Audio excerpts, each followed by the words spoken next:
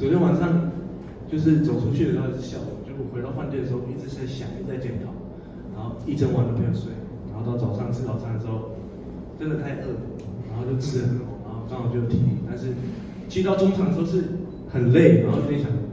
就是想睡觉，但是想说最后20分钟的拼完，然后当然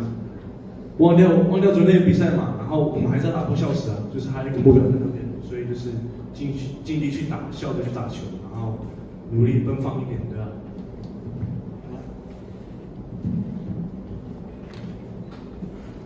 就回到饭店就很难过，我跟张双就是几乎就是整晚都是睡不着，然后去想昨天的输球，然后就很遗憾输在那绝杀球，当然早上就还是跟他一样有点饿，先吃再说哈。吃完了就要想说去怎么破校史的记录，然后把今天这场比赛打好。我第一次看到钟朝胜因为我们昨天回去有开会的时候是吃披萨，然后我第一次看到钟朝胜跟陈江聪吃不下，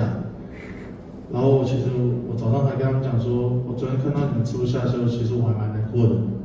对，那其实那是我人生的第一次那种感觉了，看到别人吃不下，其实还蛮难过的。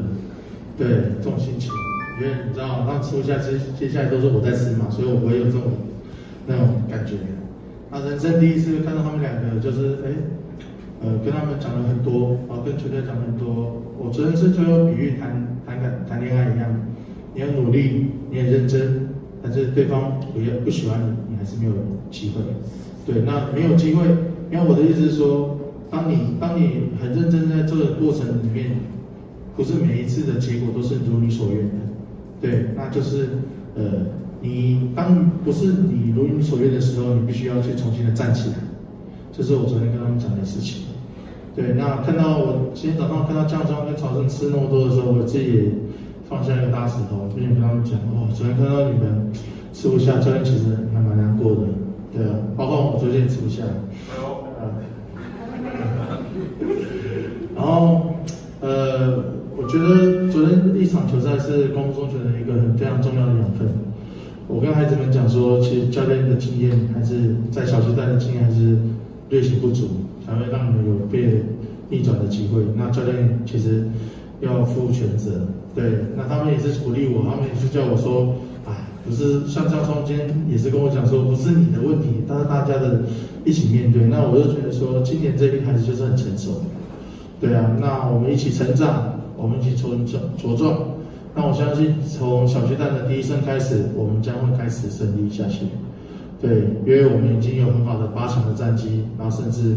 我们现在要不断的累积小巨蛋的战绩。对，那我希望有一天光复高中的累积可以跟另外几座山齐名，这是我们的目标。谢谢。